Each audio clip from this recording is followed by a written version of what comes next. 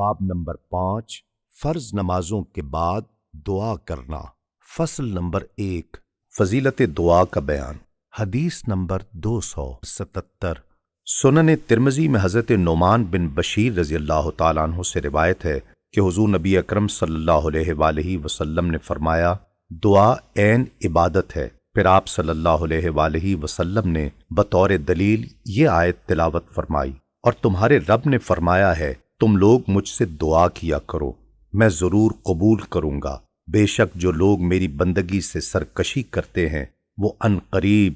دوزخ میں ذلیل ہو کر داخل ہوں گے۔ حدیث نمبر 278 سنن ترمذی میں حضرت ابو ہریرہ رضی اللہ تعالیٰ عنہ سے مروی ہے کہ حضور نبی اکرم صلی اللہ علیہ وآلہ وسلم نے فرمایا، اللہ تعالیٰ کی بارگاہ میں دعا سے زیادہ کوئی چیز محترم و مکرم نہیں ہے۔ حدیث نمبر 279 سنن ترمذی میں حضرت ابو ہریرہ رضی اللہ تعالیٰ عنہ سے روایت ہے کہ حضور نبی اکرم صلی اللہ علیہ وآلہ وسلم نے فرمایا، جسے پسند ہو کہ اللہ تعالیٰ مشکلات اور تکالیف کے وقت اس کی دعا قبول کرے، وہ خوشحالی کے اوقات میں زیادہ سے زیادہ دعا کیا کرے۔ حدیث نمبر 280 سنن ترمذی میں حضرت انس بن مالک رضی اللہ تعالیٰ عنہ سے روایت ہے کہ حضور نبی اکرم صلی اللہ علیہ وآلہ وسلم نے فرمایا، دعا عبادت کا بھی مغز یعنی خلاصہ اور جوہر ہے۔ حدیث نمبر 281 سنن ترمذی میں حضرت سلمان رضی اللہ تعالیٰ عنہ سے روایت ہے کہ حضور نبی اکرم صلی اللہ علیہ وآلہ وسلم نے فرمایا، دعا کے علاوہ کوئی چیز تقدیر کو رد نہیں کر سکتی، اور نیکی کے علاوہ کوئی چیز عمر میں اضافہ نہیں کر سکتی۔ حدیث نمبر 282 سنن ترمذی میں حضرت انس بن مالک رضی اللہ تعالیٰ عنہ سے روایت ہے کہ حضور نبی اکرم صلی اللہ علیہ وآلہ وسلم نے فرمایا، اذان اور اقامت کے درمیان مانگی جانے والی دعا رد نہیں ہوتی۔ حدیث نمبر 283 سنن ترمذی میں حضرت انس بن مالک رضی اللہ تعالیٰ عنہ سے مروی ہے کہ میں نے حضور نبی اکرم صلی اللہ علیہ وآلہ وسلم کو فرماتے ہوئے سنا، اللہ تعالیٰ نے فرمایا، اے ابن آدم، جب تک تو مجھ سے دعا کرتا رہے گا اور امید رکھے گا، جو کچھ بھی تو کرتا رہے میں تجھے بخشتا رہوں گا، اور مجھے کوئی پرواہ نہیں۔ اے ابن آدم، اگر تیرے گناہ آسمان کے بادلوں تک پہنچ جائیں پھر بھی تو بخشش مانگے تو میں بخش دوں گا، مجھے کوئی پرواہ نہیں۔ اے ابن آدم، اگر تو زمین بھر کے برابر گناہ بھی لے کر میرے پاس آئے پھر مجھے اس حالت میں ملے کہ تو نے میرے ساتھ کسی چیز کو شریک نہ ٹھہرایا ہو، تو یقیناً میں زمین بھر کے برابر تجھے بخشش عطا کروں گا۔ حدیث نمبر 284 صحیح مسلم میں حضرت ابو درداء رضی اللہ تعالیٰ عنہ سے مروی ہے، حضور نبی اکرم صلی اللہ علیہ وآلہ وسلم نے فرمایا، جب کوئی مسلمان اپنے مسلمان بھائی کے لیے اس کی عدم موجودگی میں دعا کرتا ہے تو مقرر کردہ فرشتہ کہتا ہے، تیرے لیے بھی ایسا ہی ہو جو تو نے اپنے بھائی کے لیے دعا کی ہے۔ حدیث نمبر 285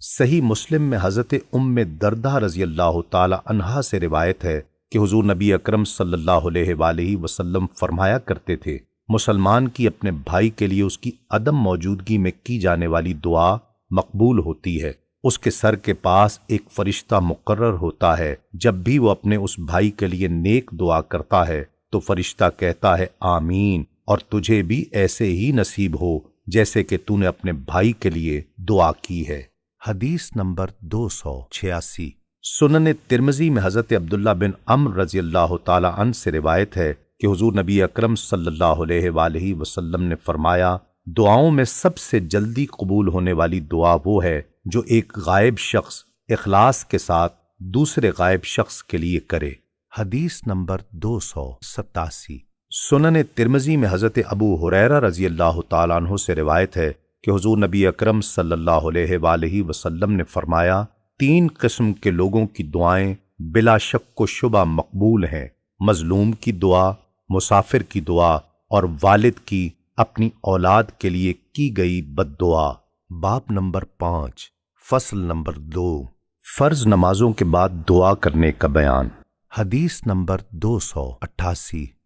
سنن ترمذی میں حضرت ابو امامہ رضی اللہ تعالیٰ عنہ سے روایت ہے کہ حضور نبی اکرم صلی اللہ علیہ وآلہ وسلم کی خدمت اقدس میں عرض کیا گیا کس وقت کی دعا زیادہ سنی جاتی ہے؟ آپ صلی اللہ علیہ وآلہ وسلم نے فرمایا رات کے آخری حصے میں کی گئی دعا اور فرض نمازوں کے بعد کی گئی دعا جلد مقبول ہوتی ہے۔ حدیث نمبر 289 متفق علیہ روایت ہے، حضرت مغیرہ بن شعبہ رضی اللہ تعالیٰ عنہ سے روایت ہے کہ حضور نبی اکرم صلی اللہ علیہ وآلہ وسلم ہر فرض نماز کے بعد یوں کہا کرتے تھے، اور بخاری کی روایت میں ہے حضور نبی اکرم صلی اللہ علیہ وآلہ وسلم ہر نماز کے بعد جب سلام پھیرتے تو یوں کہا کرتے تھے، اور مسلم کی روایت میں ہے جب آپ صلی اللہ علیہ وآلہ وسلم نماز سے فارغ ہوتے اور سلام پھیرتے تو اس کے بعد یوں فرماتے، نہیں ہے کوئی معبود مگر اللہ تعالی، وہ تنہا ہے، اس کا کوئی شریک نہیں، اسی کی بادشاہی ہے اور اسی کے لیے سب تعریفیں ہیں، اور وہ ہر چیز پر قدرت رکھتا ہے۔ اے اللہ، جسے تو دے اسے کوئی روکنے والا نہیں، اور جسے تو روکے اسے کوئی دینے والا نہیں، اور کسی دولت مند کو تیرے مقابلے میں دولت نفع نہیں دے گی۔ حدیث نمبر 290 صحیح بخاری میں حضرت عمرو بن میمون الاودی بیان کرتے ہیں کہ حضرت سعد بن ابی وقاص رضی اللہ تعالیٰ عنہ اپنے صاحبزادوں کو ان کلمات کی ایسے تعلیم دیتے جیسے استاد بچوں کو لکھنا سکھاتا ہے، اور فرماتے بے شک رسول اللہ صلی اللہ علیہ وآلہ وسلم ہر نماز کے بعد ان کلمات کے ذریعے اللہ تعالیٰ کی پناہ طلب کیا کرتے تھے۔ آپ صلی اللہ علیہ وآلہ وسلم فرماتے، اے اللہ، میں بزدلی سے تیری پناہ چاہتا ہوں، اور میں ذلت کی زندگی کی طرف لوٹائے جانے سے تیری پناہ چاہتا ہوں، اور دنیا کے فتنے سے تیری پناہ مانگتا ہوں، اور عذاب قبر سے تیری پناہ مانگتا ہوں۔ حضرت عمرو بن میمون بیان کرتے ہیں، جب میں نے یہ حدیث حضرت مصعب بن سعد کے سامنے بیان کی تو انہوں نے بھی اس کی تصدیق کی۔ حدیث نمبر 291 سنن ابو داؤد میں حضرت معاذ بن جبل رضی اللہ تعالیٰ عنہ سے روایت ہے کہ رسول اللہ صلی اللہ علیہ وآلہ وسلم نے ایک دن ان کا ہاتھ پکڑ کر فرمایا، اے معاذ، میں تم سے محبت کرتا ہوں۔ حضرت معاذ رضی اللہ تعالیٰ عنہ نے عرض کیا، یا رسول اللہ، میرے ماں باپ آپ پر قربان ہوں، میں بھی آپ سے محبت کرتا ہوں۔ پھر آپ صلی اللہ علیہ وآلہ وسلم نے فرمایا، اے معاذ، میں تمہیں نصیحت کرتا ہوں کہ ہر نماز کے بعد یہ دعا مانگنا ہرگز نہ چھوڑنا، اے اللہ، اپنے ذکر، شکر اور اچھی طرح عبادت کی ادائیگی میں میری مدد فرما۔ پھر حضرت معاذ نے سنابہی کو اس دعا کی نصیحت کی، اور انہوں نے ابو عبد الرحمن کو نصیحت کی کہ ہر نماز کے بعد یہ دعا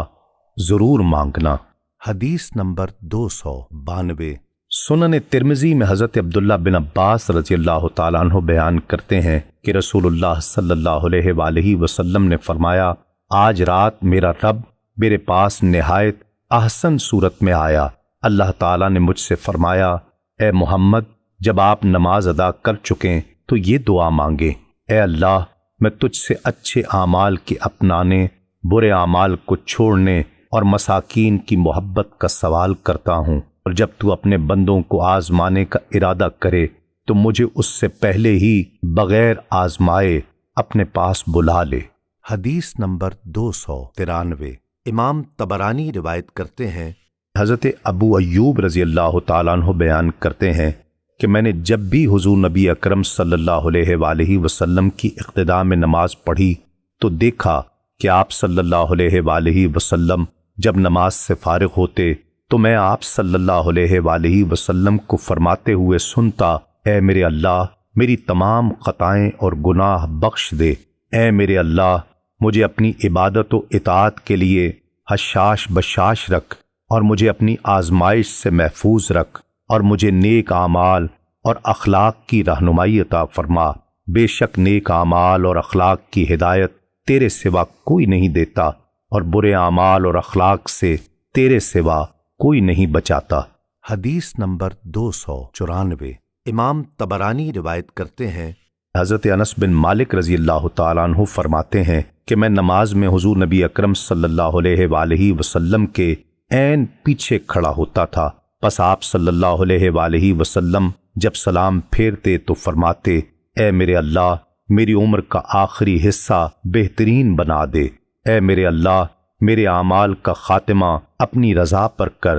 اے میرے اللہ میرے دنوں میں سے بہترین دن اس کو بنا جس دن میں تیرے ساتھ ملاقات کروں۔ حدیث نمبر 295۔ امام طبرانی روایت کرتے ہیں، حضرت ابو امامہ رضی اللہ تعالیٰ عنہ بیان کرتے ہیں، میں جب بھی فرض نماز یا نفل نماز میں حضور نبی اکرم صلی اللہ علیہ وآلہ وسلم کے پیچھے کھڑا ہوا تو میں نے آپ صلی اللہ علیہ وآلہ وسلم کو ان کلمات سے دعا فرماتے ہوئے سنا جن میں آپ صلی اللہ علیہ وآلہ وسلم نہ اضافہ فرماتے تھے اور نہ کمی۔ وہ کلمات یہ ہیں، اے میرے اللہ میری خطائیں اور گناہ بخش دے، اے میرے اللہ مجھے اپنی عبادت اور اطاعت کے لیے حشاش بشاش کر دے اور مجھے اپنی آزمائش سے محفوظ رکھ اور مجھے نیک اعمال اور اخلاق کی رہنمائی عطا فرما، پس بے شک تیرے سوا ان نیک اعمال کی رہنمائی کوئی نہیں فرماتا اور نہ ہی تیرے سوا برے اعمال و اخلاق سے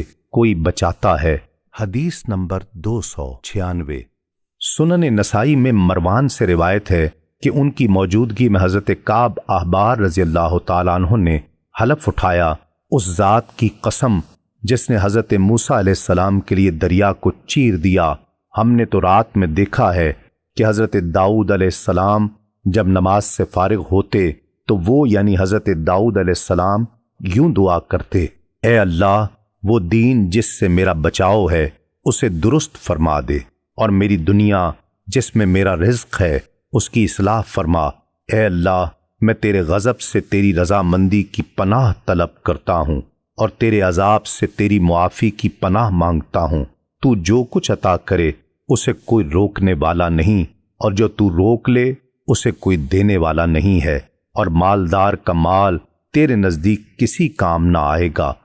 حضرت مروان نے کہا کہ مجھ سے حضرت کعب رضی اللہ تعالیٰ عنہ نے بیان کیا اور حضرت صہیب رضی اللہ تعالیٰ عنہ نے ان سے بیان کیا کہ حضور نبی اکرم صلی اللہ علیہ وآلہ وسلم جب نماز ادا فرما لیتے تو آپ صلی اللہ علیہ وآلہ وسلم بھی یہ کلمات ارشاد فرماتے۔ حدیث نمبر 297۔ صحیح مسلم میں حضرت ابو زبیر سے روایت ہے کہ انہوں نے بیان کیا کہ حضرت عبداللہ بن زبیر رضی اللہ تعالیٰ عنہ ہر نماز میں سلام پھیرنے کے بعد دعا میں کہا کرتے تھے، اللہ تعالیٰ کے سوا کوئی معبود نہیں، وہ اکیلا ہے، اس کا کوئی شریک نہیں، اسی کے لیے بادشاہی ہے اور اسی کے لیے تمام تعریفیں ہیں، اور وہ ہر شے پر قدرت رکھتا ہے، اللہ تعالیٰ کے سوا کوئی غالب آنے والا اور قوت رکھنے والا نہیں، اور ہم سوائے اس کے کسی کی عبادت نہیں کرتے، اس کے لیے تمام نعمتیں ہیں اور اسی کے لیے فضل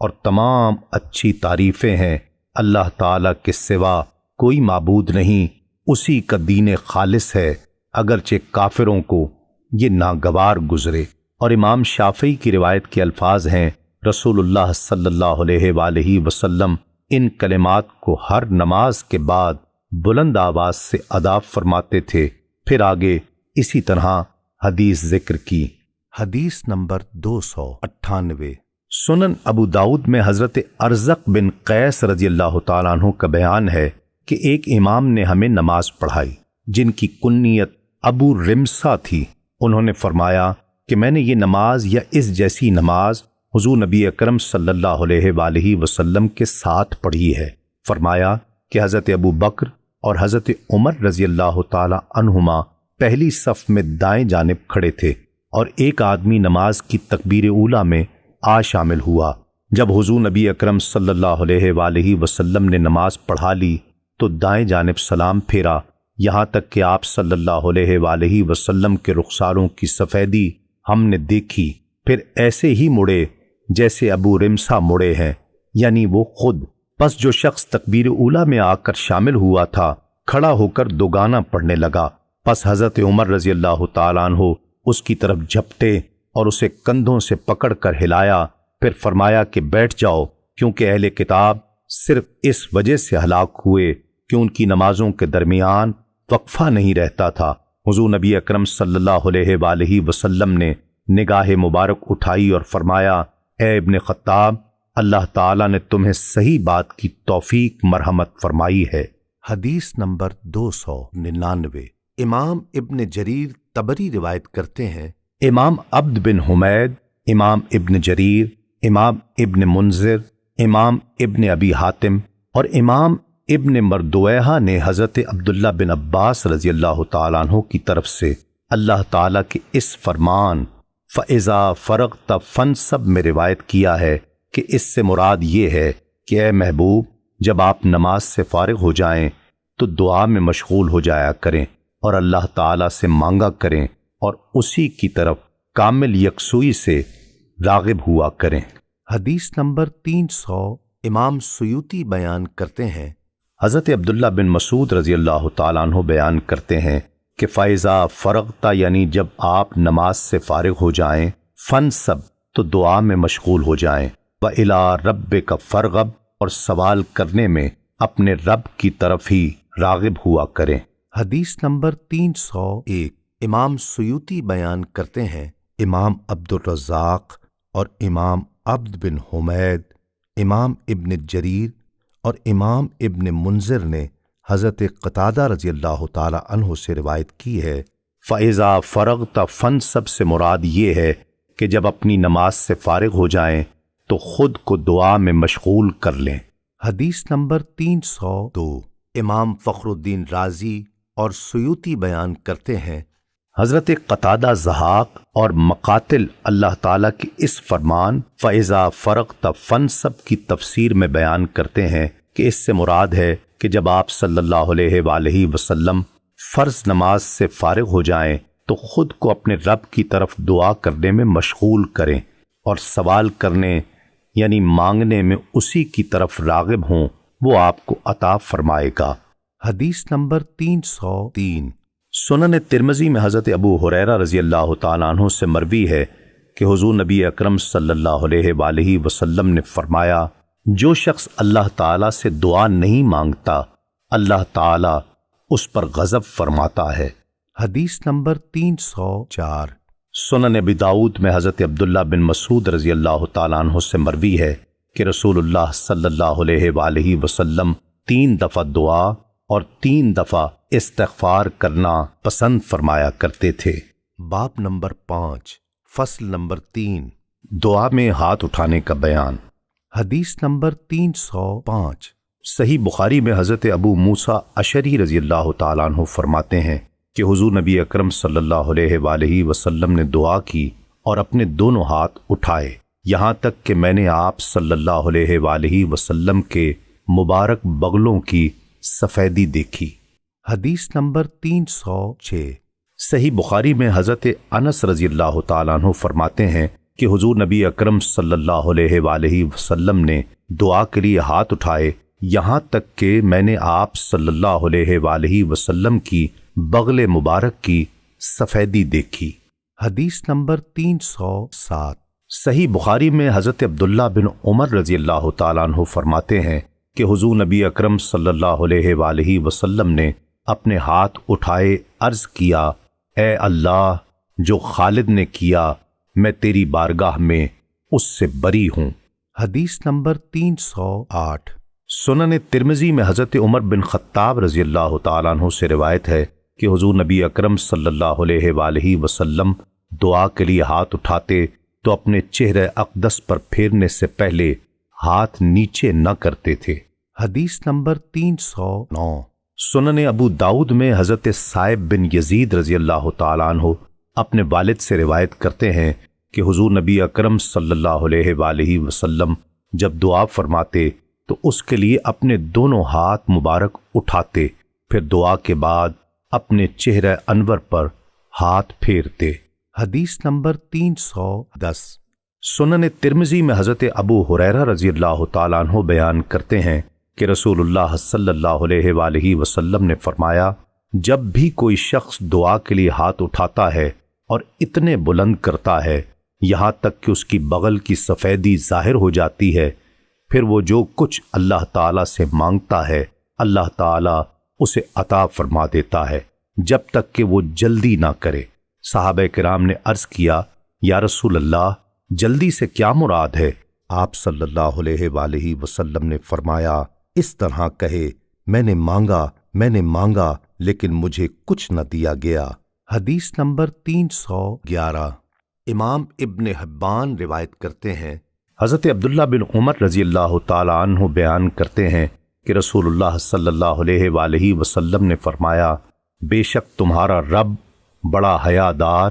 اور کریم ہے، وہ اس بات سے حیا محسوس کرتا ہے کہ اس کا کوئی بندہ اس کے سامنے دعا کے لیے ہاتھ اٹھائے اور وہ انہیں خالی لوٹا دے۔ پس جب بھی تم میں سے کوئی دعا کے لیے ہاتھ اٹھائے تو یوں کہے یا حی لا الہ الا انت یا ارحم الراحمین، یہ کلمات 3 بار دہرائے، پھر جب وہ اپنے ہاتھوں کو واپس ہٹائے تو وہ انہیں اپنے چہرے پر پھیر لے۔ حدیث نمبر 312۔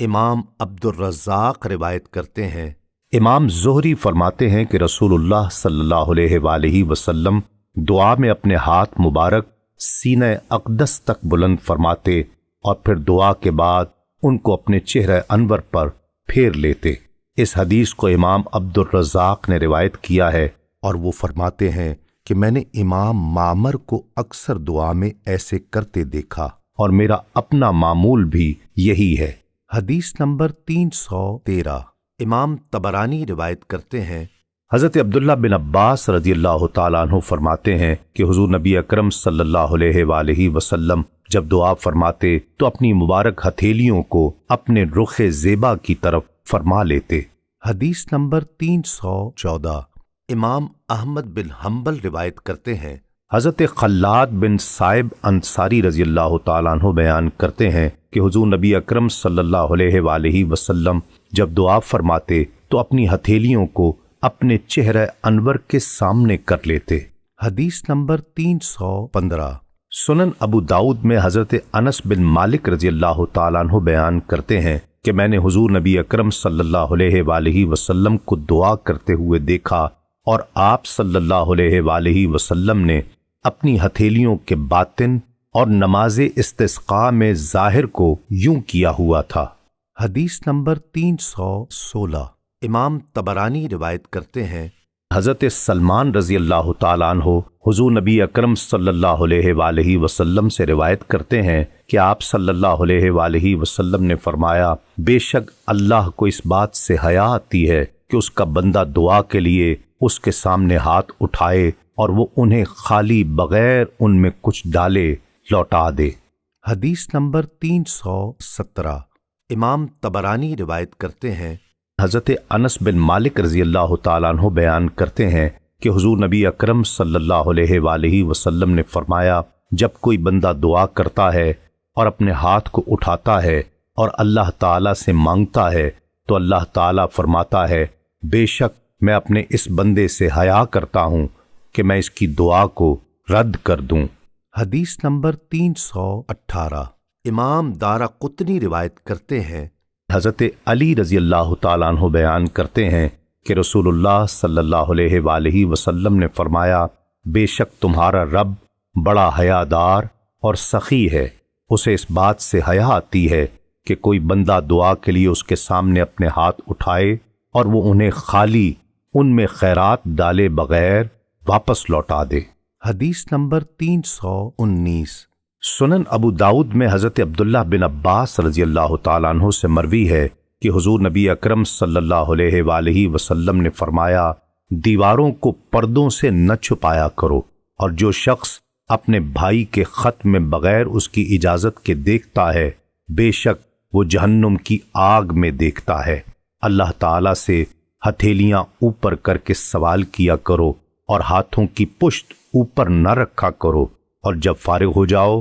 تو انہیں چہروں پر مل لیا کرو۔ حدیث نمبر 320۔ امام ابن ابی شیبہ روایت کرتے ہیں، اسود عامری اپنے والد سے روایت کرتے ہیں کہ میں نے حضور نبی اکرم صلی اللہ علیہ وآلہ وسلم کی مائیت میں نماز فجر ادا کی، پس جب آپ صلی اللہ علیہ وآلہ وسلم نے سلام پھیرا تو ایک طرف رخ انور موڑ کر اپنے دونوں مبارک ہاتھ اٹھائے اور دعا فرمائی۔ حدیث نمبر 321۔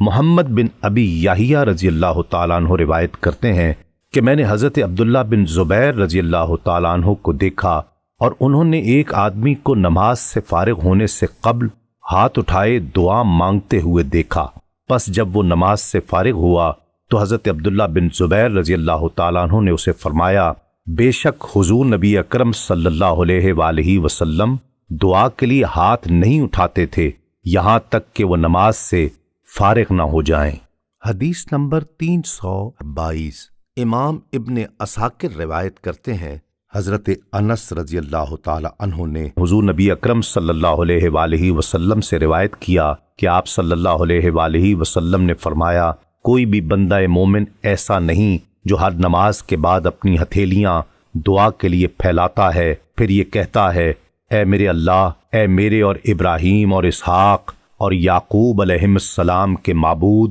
اور جبرائیل اور میکائیل اور اسرافیل علیہم السلام کے معبود، میں تجھ سے سوال کرتا ہوں کہ تو میری دعا کو قبول فرما، کیونکہ میں مجبور ہوں، اور تو مجھے میرے دین میں مضبوط رکھ، کیونکہ میں آزمائش میں ہوں، اور تو مجھے اپنی رحمت سے حصہ وافر عطا فرما، کیونکہ میں گنہگار ہوں، اور مجھ سے فقر کو دور فرما، کیونکہ میں ایک مسکین ہوں۔ پھر اللہ تعالی اپنے ذمہ کرم پر لے لیتا ہے اور اس کے ہاتھوں کو ناکام واپس نہیں لوٹاتا۔ حدیث نمبر 323۔ صحیح بخاری میں حضرت انس بن مالک رضی اللہ تعالیٰ عنہ بیان کرتے ہیں کہ میں رسول اللہ صلی اللہ علیہ وآلہ وسلم کی معیت میں گھر سے مسجد کی طرف نکلا اور کچھ لوگ مسجد میں اپنے ہاتھوں کو اٹھائے اللہ سے دعا مانگ رہے تھے، تو مجھے حضور نبی اکرم صلی اللہ علیہ وآلہ وسلم نے فرمایا، کیا تم وہ چیز دیکھ رہے ہو جو ان کے ہاتھوں میں ہے؟ تو میں نے عرض کیا، آپ ان کے ہاتھوں میں کیا دیکھ رہے ہیں؟ تو آپ صلی اللہ علیہ وآلہ وسلم نے فرمایا، میں ان کے ہاتھوں میں نور دیکھ رہا ہوں۔ میں نے عرض کیا، یا رسول اللہ، اللہ تعالیٰ سے دعا فرمائیں کہ وہ مجھے بھی یہ نور دکھائے۔ حضرت انس بیان کرتے ہیں، پھر آپ صلی اللہ علیہ وآلہ وسلم نے فرمایا، اے انس جلدی کرو یہاں تک کہ ہم بھی ان لوگوں کے ساتھ دعا میں شریک ہو سکیں۔ پس میں حضور نبی اکرم صلی اللہ علیہ وآلہ وسلم کے ساتھ جلدی جلدی ان لوگوں کی طرف گیا، پھر ہم نے بھی دعا کے لیے ہاتھ اٹھا لیے۔ حدیث نمبر 324۔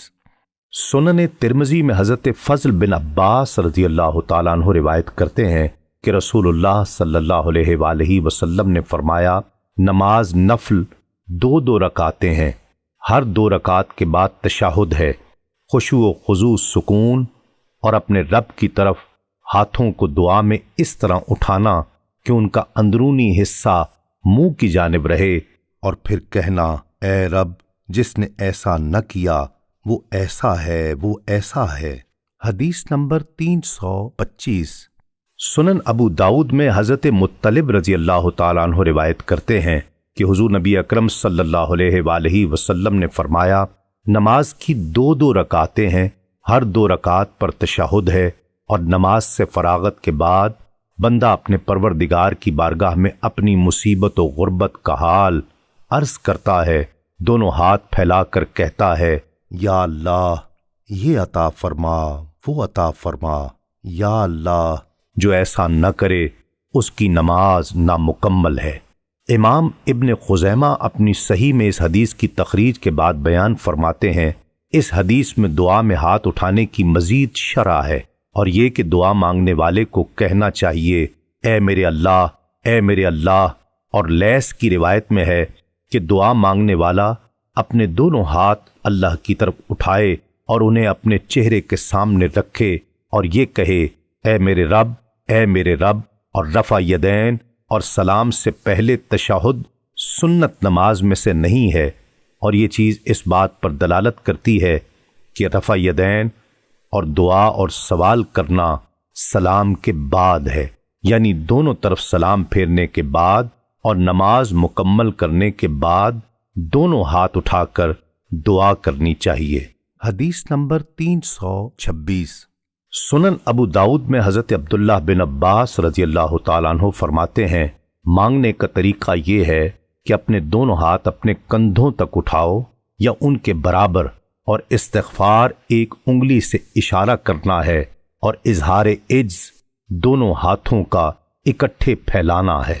اور حضرت عباس بن عبداللہ بن معبد بن عباس رضی اللہ تعالی عنہ اسی حدیث کی روایت میں فرماتے ہیں کہ اظہار عجز اس طرح ہے، پھر انہوں نے اپنے دونوں ہاتھ اٹھائے اور ان کی پشت اپنے چہرے کے سامنے رکھی۔ حدیث نمبر 327۔ سنن ابن ماجہ میں حضرت عبداللہ بن عباس رضی اللہ تعالیٰ عنہ سے روایت ہے کہ حضور نبی اکرم صلی اللہ علیہ وآلہ وسلم نے فرمایا، جب اللہ سے دعا کرو تو اپنے ہاتھ کی ہتھیلیوں سے دعا کیا کرو، نہ کہ ان کی پشت سے، اور جب دعا سے فارغ ہو جاؤ تو اپنے ہاتھوں کو منہ پر مل لو۔ حدیث نمبر 328۔ امام بہقی نے شعب الایمان میں فرمایا، آداب دعا میں سے ہے انسان کا ہمیشہ دعا پر استقامت اختیار کرنا، خواہ وہ خوشحالی میں ہو، اور دعا کو صرف سختی اور مصیبت کے وقت کے ساتھ خاص نہ کرنا، اور یہ کہ دعا کے آغاز اور آخر میں حضور نبی اکرم صلی اللہ علیہ وآلہ وسلم پر درود بھیجنا، اور یہ کہ اپنی تمام نمازوں کے بعد دعا کرنا، اور یہ کہ دونوں ہاتھوں کو دعا میں اپنے کندھوں کے برابر بلند کرنا، اور یہ کہ دعا سے فارغ ہو کر اپنے ہاتھوں کو چہرے پر پھیرنا۔ حدیث نمبر 329۔ امام ابو زکریا یحییٰ بن شرف نووی نے فرمایا، ہمارے علماء کرام اور بعض دیگر نے کہا ہے کہ ہر دعا میں جو کسی مصیبت جیسے قحط وغیرہ کے ٹالنے کے لیے ہو، ہاتھ اٹھانا سنت ہے، اور وہ اس طرح کہ اپنی ہتھیلیوں کی پشت آسمان کی طرف کرے۔ اس حدیث کو دلیل بناتے ہوئے بعض لوگوں نے حضرت انس رضی اللہ تعالیٰ عنہ کا قول بیان کیا ہے کہ حضور نبی اکرم صلی اللہ علیہ وآلہ وسلم نماز استسقاء کے علاوہ دعا میں ہاتھ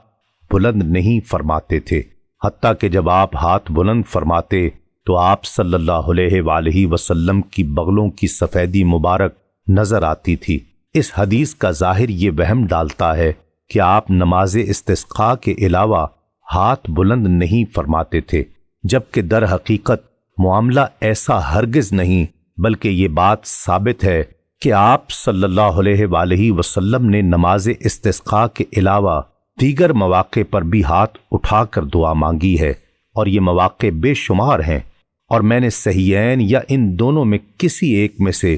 اس طرح کی 30 احادیث جمع کی ہیں۔ حدیث نمبر 330۔ شیخ ابن تیمیہ نے اپنے فتاویٰ میں بیان کیا کہ حضور نبی اکرم صلی اللہ علیہ وآلہ وسلم سے ہاتھ اٹھا کر دعا مانگنا اس کثرت سے ثابت ہے کہ اس کا شمار نہیں کیا جا سکتا۔ نیز فرماتے ہیں اس کی احادیث متواتر ہیں، اور اگر اس سے کسی نے یہ مراد لیا ہے کہ دعا کرنے والا اپنے ہاتھ نہ اٹھائے تو یہ حضور نبی اکرم صلی اللہ علیہ وآلہ وسلم سے منقول سنن متواترہ کے خلاف ہے، اور اس انسانی فطرت کے بھی خلاف ہے جس پر اللہ تعالیٰ کے بندے ہیں، یعنی مانگنے والا ہمیشہ ہاتھ بڑھاتا ہے، اور وہ یہ ہے کہ دعا میں اللہ تعالیٰ کی طرف ہاتھ بلند کیے جائیں۔ حدیث نمبر 331۔ امام ابن رجب حنبلی نے ایک طویل حدیث میں حضور نبی اکرم صلی اللہ علیہ وآلہ وسلم کے ایک صحابی کی کیفیت دعا بیان کرتے ہوئے بیان کیا، انہوں نے اپنے ہاتھ آسمان کی طرف بلند کیے، اور یہ آداب دعا میں سے جس کے سبب امید قبولیت رکھی جاتی ہے۔ حدیث نمبر 332۔ امام جلال الدین سیوطی نے فرمایا، دعا کے لیے ہاتھ اٹھانے کے بارے میں حضور نبی اکرم صلی اللہ علیہ وآلہ وسلم سے تقریباً 100 کے قریب احادیث منقول ہیں، جن میں یہ مذکور ہے کہ آپ صلی اللہ علیہ وآلہ وسلم نے دعا میں ہاتھ بلند فرمائے ہیں۔ ان تمام احادیث کو میں نے ایک مستقل کتاب فد الوعاء فی احادیث رفع الیدین فی الدعاء میں جمع کر دیا ہے۔ اگرچہ یہ دعائیں مختلف قضایا سے متعلق ہیں، مگر ان میں ہاتھ اٹھانا چونکہ قدر مشترک ہے، اس لیے یہ ہاتھ اٹھا کر دعا کرنا مجموعی اعتبار سے احادیث متواتر سے ثابت ہو گیا۔